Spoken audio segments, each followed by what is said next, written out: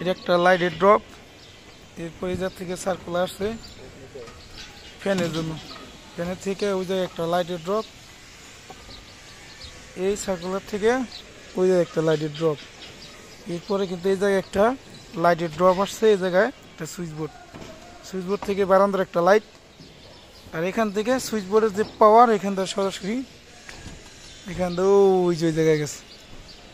এই জায়গায় আবার কি হয়েছে, এই জায়গা থেকে একটা ড্রপ পড়ছে, এই ড্রপ থেকে কিন্তু ওই যে ফ্যানের সার্কুলার থেকে এখানে এই যে একটা ড্রপ পড়ছে লাইটের। এরপরে কিন্তু সেম ওই জায়গায় আর একটা ড্রপ পড়ছে, এই সার্কুলার থেকে আবার ওই জায়গায় একটা ড্রপ পড়ছে। মানে এই জায়গাটা সমান সমান ভাগ করে দুইটা রুম করা হয়েছে। রুমের পার্টিশনের গাঁথনি নিলে এই জায়গায় ঠিক এই জায়গায়। এরপরে এখান থেকে ওই ড্রপটা ওখানে আবার একটা বাথরুমের গাঁথনি আছে, বাথরুমের গাঁথনি বাইট সাইডে আর কি এটা আছে আর কি, ড্রপটা ফেলানো আছে।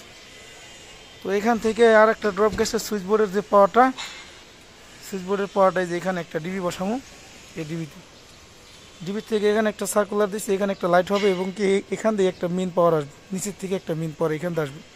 মেন পাওয়ারটা এসে এখানে ডিবিতে আসবো, ডিবির থেকে বিভিন্ন জায়গায় ডিসকাস হইব।